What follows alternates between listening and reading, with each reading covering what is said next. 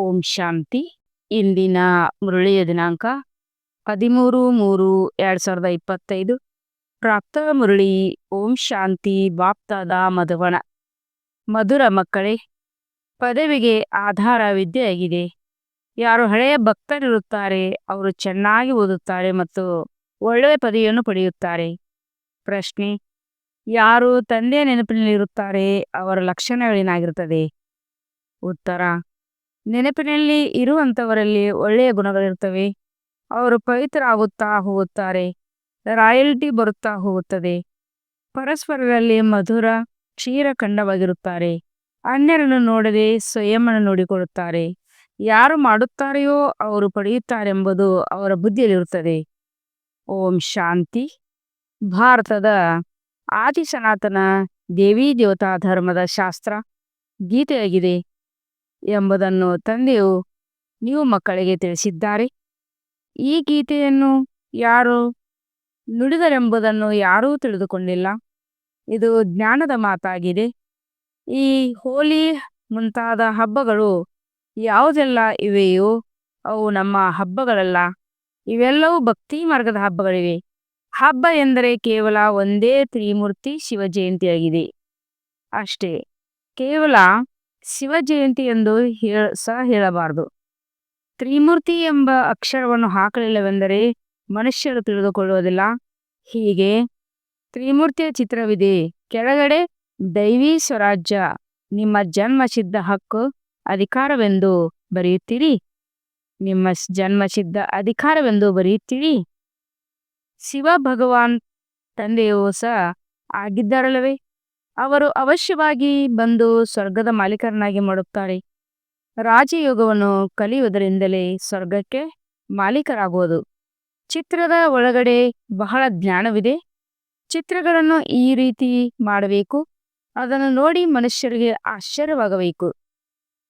ಅವರಲ್ಲಿಯೂ ಯಾರು ಬಹಳಷ್ಟು ಭಕ್ತಿಯನ್ನು ಮಾಡುತ್ತಾರೆಯೋ ಅವರೇ ಬಹಳ ಚೆನ್ನಾಗಿ ಜ್ಞಾನವನ್ನು ಅರ್ಥ ಮಾಡಿಕೊಳ್ಳುತ್ತಾರೆ. ಕಡಿಮೆ ಭಕ್ತಿ ಮಾಡಿರುವಂಥವರು ಜ್ಞಾನವನ್ನು ಸಹ ಕಡಿಮೆ ತಿಳಿದುಕೊಳ್ಳುತ್ತಾರೆ. ಕಡಿಮೆ ಪದವಿಯನ್ನೇ ಪಡೆಯುತ್ತಾರೆ. ದಾಸದಾಸಿಯರಲ್ಲಿಯೂ ಸಹ ನಂಬರ್ ವಾರ್ ಇರುತ್ತಾರಲ್ವೇ? ಎಲ್ಲವೂ ವಿದ್ಯೆಯನ್ನೇ ಅವಲಂಬಿಸಿದೆ. ನಿಮ್ಮಲ್ಲಿಯೂ ಸಹ ಕೆಲವರೇ ಬಹಳ ಚೆನ್ನಾಗಿ ಯುಕ್ತಿಯಿಂದ ಮಾತನಾಡಲು ಸಾಧ್ಯವಿದೆ. ಒಳ್ಳೆಯ ಮಕ್ಕಳು ಚಲನವಲನವೂ ಸಹ ಚೆನ್ನಾಗಿರುತ್ತದೆ. ಗುಣವು ಸಹ ಚೆನ್ನಾಗಿರಬೇಕು.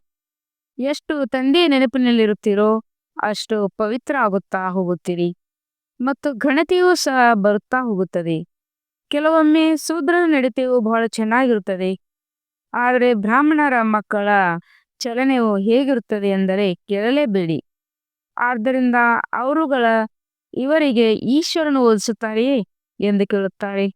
ಆದ್ದರಿಂದ ಮಕ್ಕಳ ನಡತೆಯು ಈಗ ಈ ರೀತಿ ಇರಬಾರದು. ಬಹಳ ಮಧುರ ಕ್ಷೀರಖಂಡವಾಗಿರಬೇಕು. ಯಾರು ಮಾಡುತ್ತಾರೆಯೋ ಅವರೇ ಪಡೆಯುತ್ತಾರೆ. ಮಾಡಲಿಲ್ಲವೆಂದರೆ ಪಡೆಯುವುದಿಲ್ಲ. ತಂದೆಯು ಚೆನ್ನಾಗಿ ತಿಳಿಸಿಕೊಡುತ್ತಿರುತ್ತಾರೆ. ಮೊಟ್ಟ ಮೊದಲು ಬೇಹದ್ದಿನ ತಂದೆಯ ಪರಿಚಯವನ್ನು ಕೊಡುತ್ತಾ ಇರಿ.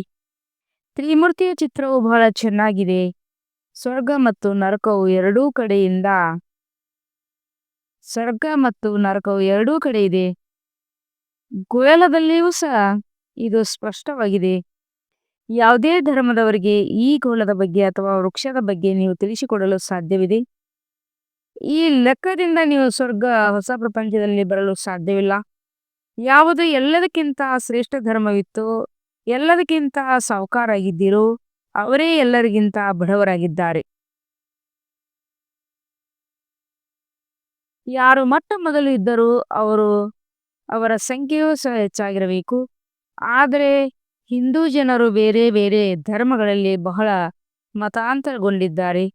ತಮ್ಮ ಧರ್ಮವನ್ನು ತಿಳಿದುಕೊಳ್ಳದೇ ಇರುವ ಕಾರಣ ಬೇರೆ ಬೇರೆ ಧರ್ಮಗಳಲ್ಲಿ ಹೊರಟು ಹೋಗಿದ್ದಾರೆ ಅಥವಾ ಹಿಂದೂ ಧರ್ಮ ಎಂದು ಹೇಳಿಬಿಡುತ್ತಾರೆ. ತಮ್ಮ ಧರ್ಮವನ್ನೇ ತಿಳಿದುಕೊಂಡಿಲ್ಲ. ಈಶ್ವರನನ್ನು ಶಾಂತಿ ದೇವ ಎಂದು ಬಹಳ ಕೂಗುತ್ತಾರೆ. ಆದರೆ ಶಾಂತಿಯ ಅರ್ಥವನ್ನೇ ತಿಳಿದುಕೊಂಡಿಲ್ಲ. ಒಬ್ಬರಿಗೊಬ್ಬರು ಶಾಂತಿಯ ಪುರಸ್ಕಾರವನ್ನು ಕೊಡುತ್ತಿರುತ್ತಾರೆ. ಇಲ್ಲಿ ನೀವು ವಿಶ್ವದಲ್ಲಿ ಶಾಂತಿಯನ್ನು ಸ್ಥಾಪನೆ ಮಾಡಲು ನಿಮಿತ್ತರಾಗಿರುವ ಮಕ್ಕಳಿಗೆ ತಂದೆಯು ವಿಶ್ವದ ರಾಜ್ಯದ ಉಡುಗೊರೆಯನ್ನು ಕೊಡುತ್ತಾರೆ. ಈ ಬಹುಮಾನವು ಸಹ ನಂಬರ್ ವಾರ್ ಪುರುಷಾರ್ಥದನುಸಾರ ಸಿಗುತ್ತದೆ. ನೀಡುವಂತವರು ಭಗವಂತ ತಂದೆಗಿದ್ದಾರೆ. ಬಹುಮಾನವು ಎಷ್ಟು ದೊಡ್ಡದಾಗಿದೆ. ಸೂರ್ಯವಂಶಿ ರಾಜ್ಯ. ಈಗ ನೀವು ಮಕ್ಕಳ ಬುದ್ಧಿಯಲ್ಲಿ ಇಡೀ ವಿಶ್ವದ ಚರಿತ್ರೆ, ಭೂಗೋಳ, ವರ್ಣಗಳು ಮುಂತಾದವೆಲ್ಲವೂ ಇದೆ. ವಿಶ್ವದ ರಾಜ್ಯವನ್ನು ತಿಳಿದುಕೊಳ್ಳಬೇಕೆಂದರೆ ಸ್ವಲ್ಪ ಪರಿಶ್ರಮವನ್ನು ಸಹ ಪಡಬೇಕಾಗಿದೆ. ವಿಷಯವಂತೂ ಬಹಳ ಸಹಜವಾಗಿದೆ. ಶಿಕ್ಷಕರು ಯಾವ ಕೆಲಸವನ್ನು ಕೊಡುತ್ತಾರೆ ಅದನ್ನು ಮಾಡಿ ತೋರಿಸಬೇಕು. ಅಂದಾಗ ಯಾರು ಪೂರ್ಣ ಜ್ಞಾನಿಯಾಗಿರುತ್ತಾರೆ, ಯಾರಲ್ಲಿ ಪೂರ್ಣ ಜ್ಞಾನವಿದೆ ಎಂದು ತಂದೆಯು ನೋಡುತ್ತಾರೆ. ಕೆಲವು ಮಕ್ಕಳಂತೂ ಮುರಳಿಯ ಬಗ್ಗೆಯೂ ಸಹ ಗಮನವನ್ನೇ ಕೊಡುವುದಿಲ್ಲ. ನಿತ್ಯವೂ ಮುರಳಿಯನ್ನು ಓದುವುದಿಲ್ಲ. ಯಾರು ಮುರಳಿಯನ್ನು ಓದುವುದಿಲ್ಲವೋ ಅವರು ಯಾರ ಕಲ್ಯಾಣವನ್ನು ಮಾಡುತ್ತಾರೆ? ಬಹಳ ಮಕ್ಕಳು ಯಾರದೇ ಕಲ್ಯಾಣ ಮಾಡುವುದಿಲ್ಲ, ತನ್ನದೂ ಮಾಡಿಕೊಳ್ಳುವುದಿಲ್ಲ, ಅನ್ಯರದನ್ನೂ ಮಾಡುವುದಿಲ್ಲ. ಆದ್ದರಿಂದ ಕುದುರೆಯರು ಕಾಲಾಳುಗಳು ಎಂದು ಕರೆಯಲಾಗುತ್ತದೆ. ಕೆಲವರಷ್ಟೇ ಮಹಾರಥಿಗಳು. ಯಾರ್ಯಾರು ಮಹಾರಥಿಗಳೆಂದು ಸ್ವಯಂ ಸಹ ತಿಳಿದುಕೊಳ್ಳಲು ಸಾಧ್ಯವಿದೆ? ಬಾಬಾ ಗುಲ್ಜಾರ್ ದಾದಿಜಿಯವರನ್ನು, ಕುಮಾರಿಕಾರವನ್ನು, ಮನೋಹರ್ ಅವರನ್ನು ಕಳಿಸಿಕೊಡಿ ಎಂದು ಕೇಳುತ್ತಾರೆ. ಬಾಬಾ ಗುಲ್ಜಾರ್ ದಾದಿಜಿ, ಕುಮಾರಿಕಾರನ್ನು, ಮನೋಹರ್ ಅವರನ್ನು ಕಳಿಸಿಕೊಡಿ ಎಂದು ಕೇಳುತ್ತಾರೆ. ಏಕೆಂದರೆ ಸ್ವಯಂ ಕುದುರೆ ಸವಾರರಾಗಿರುತ್ತಾರೆ. ಅವರು ಮಹಾರಥಿಗಳಾಗಿದ್ದಾರೆ. ತಂದೆಯು ಎಲ್ಲಾ ಮಕ್ಕಳನ್ನು ಚೆನ್ನಾಗಿ ತಿಳಿದುಕೊಳ್ಳಲು ಸಾಧ್ಯವಿದೆ. ಯಾರ ಮೇಲಾದರೂ ಗ್ರಹಚಾರವು ಕುಳಿತುಕೊಳ್ಳುತ್ತದೆಯಲ್ಲವೇ? ಕೆಲವೊಮ್ಮೆ ಒಳ್ಳೊಳ್ಳೆ ಮಕ್ಕಳಿಗೆ ಸಹ ಮಾಯೆ ಬಿರುಗಾಳಿಯು ಬರುವುದರಿಂದ ಬೇತಾಳರಾಗಿ ಬಿಡುತ್ತಾರೆ. ಜ್ಞಾನದ ಕಡೆ ಗಮನವೇ ಹೋಗೋದಿಲ್ಲ. ಬಾಬಾರವರಿಗೆ ಪ್ರತಿಯೊಬ್ಬರ ಸೇವೆಯಿಂದ ತಿಳಿಯುತ್ತದಲ್ಲವೇ? ಸೇವೆ ಮಾಡುವಂತವರು ತಮ್ಮ ಪೂರ್ಣ ಸಮಾಚಾರವನ್ನು ತಂದೆಯೇ ಕೊಡುತ್ತಾ ಹೋಗುವರು. ಗೀತೆಯ ಭಗವಂತ ನಮ್ಮನ್ನು ವಿಶ್ವದ ಮಾಲೀಕರನ್ನಾಗಿ ಮಾಡುತ್ತಾರೆ ಎಂಬುದನ್ನು ನೀವು ಮಕ್ಕಳು ತಿಳಿದುಕೊಂಡಿದ್ದೀರಿ. ಅನೇಕರು ಗೀತೆಯನ್ನು ಸಹ ಕಂಠಪಾಠವನ್ನು ಮಾಡುತ್ತಾರೆ. ಸಾವಿರಾರು ರೂಪಾಯಿಗಳನ್ನು ಸಂಪಾದಿಸಿಕೊಳ್ಳುತ್ತಾರೆ. ನೀವು ಬ್ರಾಹ್ಮಣ ಸಂಪ್ರದಾಯದವರು, ನಂತರ ಮತ್ತೆ ದೈವಿ ಸಂಪ್ರದಾಯವನ್ನು ಅವರಾಗುತ್ತೀರಿ. ಈಶ್ವರನ ಸಂತಾನರೆಂದು ಎಲ್ಲರೂ ತಮ್ಮನ್ನು ಹೇಳಿಕೊಳ್ಳುತ್ತಾರೆ. ಮತ್ತೆ ನಾವೆಲ್ಲರೂ ಈಶ್ವರನಾಗಿದ್ದೇವೆಂದು ಹೇಳಿಬಿಡುತ್ತಾರೆ. ಯಾರಿಗೆ ಏನು ಬರುತ್ತದೆಯೋ ಹೇಳುತ್ತಿರುತ್ತಾರೆ. ಭಕ್ತಿ ಮಾರ್ಗದಲ್ಲಿ ಮನುಷ್ಯರ ಸ್ಥಿತಿ ಏನಾಗಿಬಿಟ್ಟಿದೆ? ಈ ಪ್ರಪಂಚವೇ ಕಬ್ಬಿಣ ಯುಗವಾಗಿದೆ, ಪತಿತ ಯುಗವಾಗಿದೆ.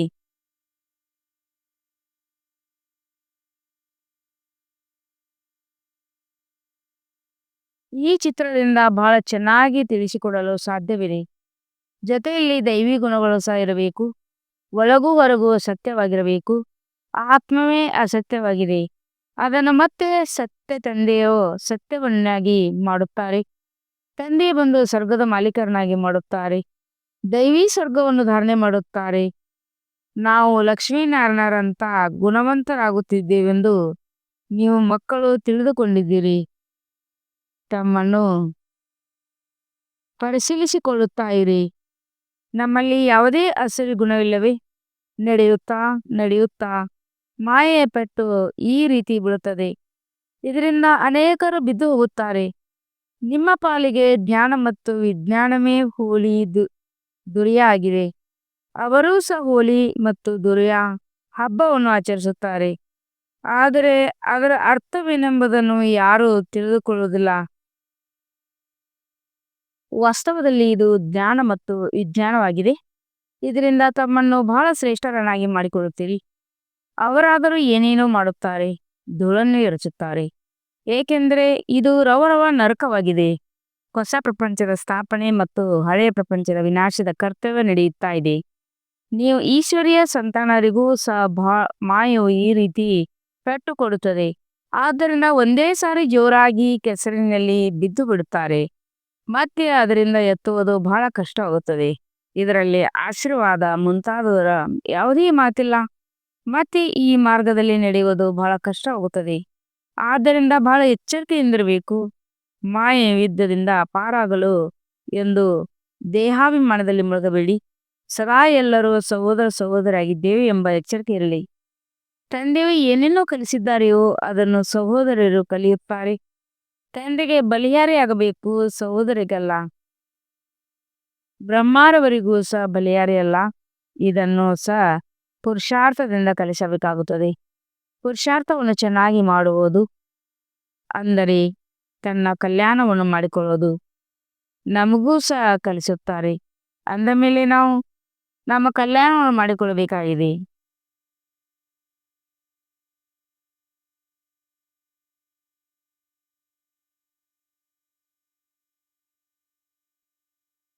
ಈ ದಿನ ಹೋಲಿ ಆಗಿದೆ.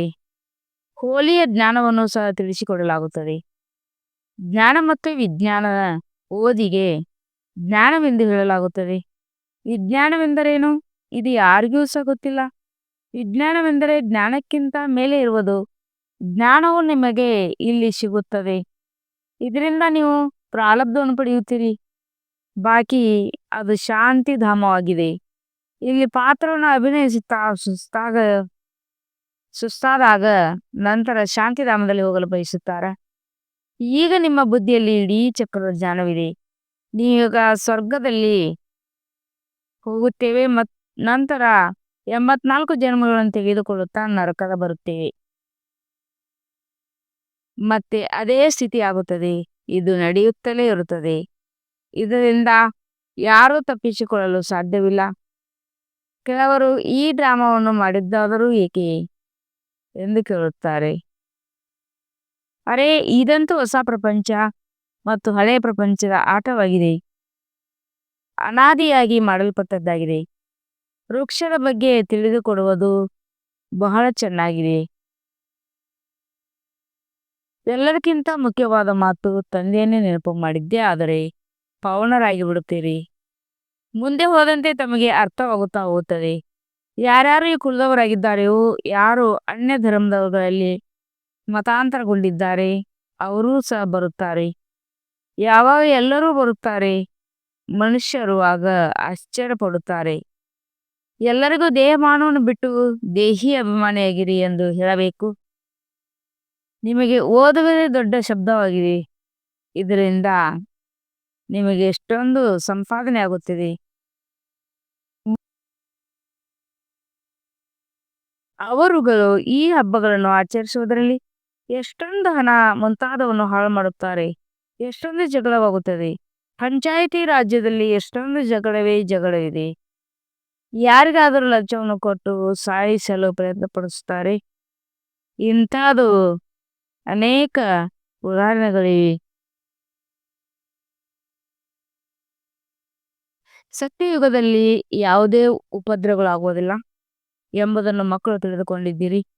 ರಾವಣ ರಾಜ್ಯದಲ್ಲಿ ಬಹಳಷ್ಟು ಉಪದ್ರವಗಳಿವೆ.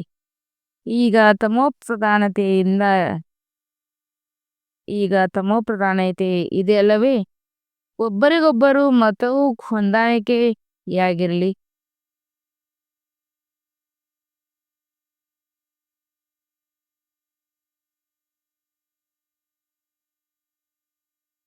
ಆದ್ದರಿಂದ ಈ ಹಳೆಯ ಪ್ರಪಂಚವನ್ನು ಮರೆತು ಒಂಟಿಯಾಗಿ ಬಿಡಿ. ಮನೆಯನ್ನು ನೆನಪು ಮಾಡಿ ಎಂದು ತಂದೆ ಹೇಳುತ್ತಾರೆ. ತಮ್ಮ ಸುಖಧಾಮವನ್ನು ನೆನಪು ಮಾಡಿ. ಯಾರೊಂದಿಗೆ ಹೆಚ್ಚು ಮಾತನ್ನು ಸಹ ಮಾತನಾಡಬೇಡಿ. ಇಲ್ಲವೆಂದರೆ ಬಹಳ ಹಾನಿಯಾಗುತ್ತದೆ. ಬಹಳ ಮಧುರವಾಗಿ ಶಾಂತಿ ಪ್ರೀತಿಯಿಂದ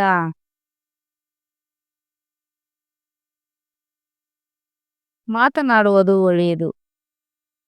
ಹೆಚ್ಚು ಮಾತನಾಡದೆ ಇರುವುದು ಒಳ್ಳೆಯದು. ಶಾಂತಿಯಿಂದ ಇರುವುದು ಎಲ್ಲದಕ್ಕಿಂತ ಒಳ್ಳೆಯದು. ನೀವು ಮಕ್ಕಳು ಶಾಂತಿಯಿಂದ ವಿಜಯವನ್ನು ಪಡೆಯುತ್ತೀರಿ. ಒಬ್ಬ ತಂದೆಯ ವಿನ ಬೇರೆ ಯಾರ ಮೇಲೂ ಪ್ರೀತಿಯನ್ನಿಡಬೇಡಿ. ಎಷ್ಟು ತಂದೆಯಿಂದ ಆಸ್ತಿಯನ್ನು ತೆಗೆದುಕೊಳ್ಳಲು ಪ್ರಯತ್ನಿಸುತ್ತೀರೋ, ಬಯಸುತ್ತೀರೋ ಅಷ್ಟನ್ನು ತೆಗೆದುಕೊಳ್ಳಿ. ಇಲ್ಲವೆಂದರೆ ಲೌಕಿಕ ತಂದೆಯ ಆಸ್ತಿಯ ಮೇಲೆ ಎಷ್ಟೊಂದು ಜಗಳ ಹೋಗುತ್ತದೆ. ಇದರಲ್ಲಿ ಯಾವುದೇ ಪ್ರಕಾರದ ಕಿರಿಕಿರಿ ಇಲ್ಲ. ಎಷ್ಟು ಬೇಕೋ ಅಷ್ಟು ತಮ್ಮ ಓದಿನಿಂದ ಪಡೆಯಲು ಸಾಧ್ಯವಿದೆ. ಒಳ್ಳೆಯದು. ಮಧುರಾತಿ ಮಧುರ ಅಗಲಿ ಹೋಗಿ ಮರಳಿ ಸಿಕ್ಕಿರುವ ಮಕ್ಕಳ ಪ್ರತಿ ಮಾಪೀತ ಬಾಪ್ಸದರ ನೆನಪು ಪ್ರೀತಿ ಹಾಗೂ ಸುಪ್ರಭಾತ.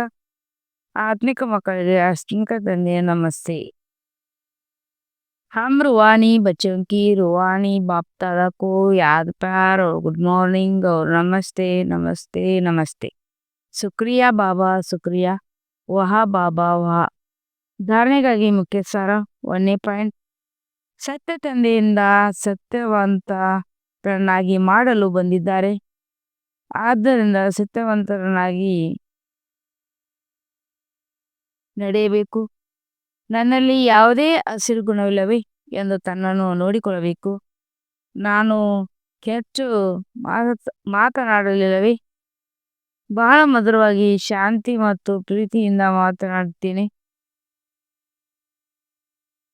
2 ಮುರಳಿಯ ಮೇಲೆ ಪೂರ್ಣ ಗಮನವನ್ನು ಕೊಡಬೇಕು. ನಿತ್ಯವೂ ಮುರಳಿಯನ್ನು ಓದಬೇಕು. ತನ್ನ ಮತ್ತು ಅನ್ಯರ ಕಲ್ಯಾಣ ಮಾಡಬೇಕು. ಶಿಕ್ಷಕರು ಯಾವ ಕೆಲಸವನ್ನು ಕೊಡುತ್ತಾರೆ ಅದನ್ನು ಮಾಡಿ ತೋರಿಸಬೇಕು. ವರದಾನ. ಹೋಲಿ ಹಬ್ಬದ ಅರ್ಥ ಜೀವನದಲ್ಲಿ ತಂದು ಪುರುಷಾರ್ಥದ ತೀವ್ರಗತಿಯ ಹೆಚ್ಚಿಸುವಂತೆ ತೀವ್ರ ಪುರುಷಾರ್ಥಿವ. ಹೋಲಿ ಅರ್ಥಾತ್ ಯಾವ ಮಾತು ಆಗಿ ಹೋಯಿತು ಕಳೆದು ಹೋಯಿತು ಅದನ್ನು ಸಂಪೂರ್ಣವಾಗಿ ಸಮಾಪ್ತಿ ಮಾಡುವುದು. ಕಳೆದು ಹೋಗಿರುವುದನ್ನು ಬಿಟ್ಟು ಮುಂದುವರಿಯುವುದೇ ಹೋಲಿ ಆಚರಿಸುವುದಾಗಿದೆ. ಕಳೆದು ಹೋಗಿರುವ ಮಾತನ್ನು ಈ ರೀತಿ ಅನುಭವ ಮಾಡಿ. ಹೇಗೆ ಬಹಳ ಹಳೆಯದು ಯಾವುದೋ ಜನ್ಮದ ಮಾತಾಗಿದೆ. ಯಾವಾಗ ಈ ಸ್ಥಿತಿಯಾಗುತ್ತದೆ ಆಗ ಪುರುಷಾರ್ಥ ತೀವ್ರತೆ ಹೆಚ್ಚಾಗುವುದು. ತಮ್ಮದು ಅಥವಾ ಅನ್ಯ ಕಳೆದು ಹೋಗಿರುವ ಮಾತುಗಳನ್ನು ಎಂದೂ ಚಿಂತನೆ ಮಾಡಬೇಡಿ. ಚಿತ್ರ ಬುದ್ಧಿಯಲ್ಲಿಟ್ಟುಕೊಳ್ಳಬೇಡಿ ಮತ್ತು ವರ್ಣನೆಯಂತೂ ಎಂದೂ ಮಾಡಬೇಡಿ. ಆಗಲೇ ತೀವ್ರ ಪುರುಷಾರ್ಥಿಯಾಗಲು ಸಾಧ್ಯ. ಸ್ಲೋಗನ್. ಸಹಜವೇ ಸಹಜ ನೆನಪಿನ ಸಾಧನೆಯಾಗಿದೆ. ಆದ್ದರಿಂದ ಸದಾ ಸ್ನೇಹಿಯಾಗಿರಿ ಮತ್ತು ಸ್ನೇಹಿತರನ್ನಾಗಿ ಮಾಡಿರಿ. ಮಾತೋಶ್ರೀಯರ ಜೀವನದ ಅಮೂಲ್ಯ ಮಹಾವಾಕ್ಯ. ಗುಪ್ತ ಬಾಂಧೇಲಿ ಗೋಪಿಕೆಯರ ಗಾಯನವಾಗಿದೆ. ಗೀತೆ. ಬಿನ್ ದೇಕೆ ಪ್ಯಾರ್ ಕರೋ ಘರ್ ಬೈಟೆ ಯಾರ್ ಕರೋ. ನೋಡದೆ ಪ್ರೀತಿ ಮಾಡುವೆ ಮನೆಯಲ್ಲಿ ಕುಳಿತು ನೆನಪು ಮಾಡುವೆ. ಈ ಗೀತೆಯನ್ನು ಯಾರೋ ಬಂಧನದಲ್ಲಿರುವ ಗೋಪಿಗೆ ಪ್ರೀತಿಯಿಂದ ಹಾಡಿರುವುದಾಗಿ ಇದಾಗಿದೆ. ಕಲ್ಪದ ವಿಚಿತ್ರ ಆಟ ನೋಡಿಗೆ ಪ್ರೀತಿ ಮಾಡುತ್ತಾರೆ. ಪ್ರಪಂಚದವರಿಗೆ ಪಾಪ ಏನು ಗೊತ್ತು. ಕಲ್ಪದ ಹಿಂದಿನ ತರ ಪಾತ್ರ ಪುನರಾವರ್ತನೆ ಆಗುತ್ತಿದೆ ಎಂದು.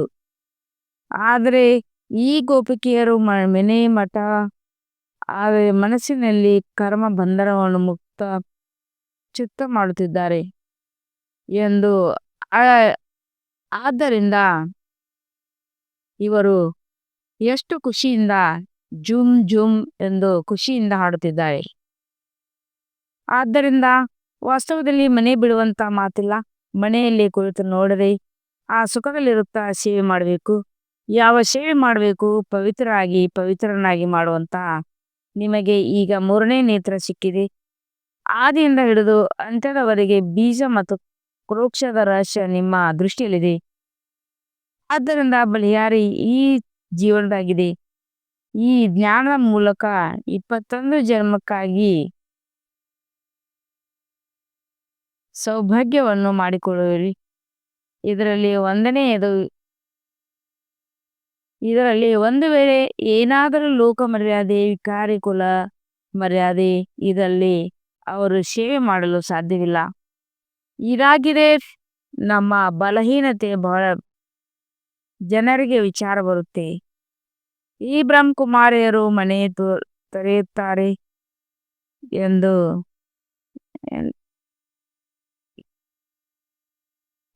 ಆದರೆ ಇಲ್ಲಿ ಮನೆ ತೊರೆಯುವ ಮಾತೇ ಇಲ್ಲ. ಮನೆಯಲ್ಲಿ ಕುಳಿತು ಪವಿತ್ರ ಆಗಿರಬೇಕು ಮತ್ತು ಸೇವೆ ಮಾಡಬೇಕು. ಇದರಲ್ಲಿ ಯಾವುದೇ ಕಠಿಣತೆ ಇಲ್ಲ. ಪವಿತ್ರ ಆದಾಗ ಮಾತ್ರ ಪವಿತ್ರ ಪ್ರಪಂಚಕ್ಕೆ ಹೋಗಲು ಸಾಧಿಕಾರ ಆಗಿವಿರಿ. ಉಳಿದಂತೆ ಯಾರೂ ಹೋಗಲು ಇಚ್ಛಿಸುವುದಿಲ್ಲ. ಅವರಂತರೂ ಕಲ್ಪದ ಮೊದಲಿನ ವೃಕ್ಷದ ತರ ಪಾತ್ರ ಮಾಡುತ್ತಾರೆ. ಇದರಲ್ಲಿ ಯಾರದೇ ದೋಷವಿಲ್ಲ. ಹೇಗೆ ನಾವು ಪರಮಾತ್ಮ ಕಾರ್ಯವನ್ನು ತಿಳಿದಿರುವೆವು, ಅದೇ ರೀತಿ ಡ್ರಾಮಾದೊಳಗೆ ಪ್ರತಿಯೊಬ್ಬರ ಆದ್ದರಿಂದ ಇದರಲ್ಲಿ ತಿರಸ್ಕಾರ ಬರಲು ಸಾಧ್ಯವಿಲ್ಲ. ಇಂಥ ಪುರುಷಾರ್ಥಿ ಇಂಥ ಪುರುಷಾರ್ಥಿ ಗೋಪಿಕೆಯರು ರೇಸ್ ಮಾಡಿ ವಿಜಯಮಾಲೆಯಲ್ಲಿರುವ ಬರಲು ಸಾಧ್ಯ. ಒಳ್ಳೆಯದು. ಓಂ ಶಾಂತಿ.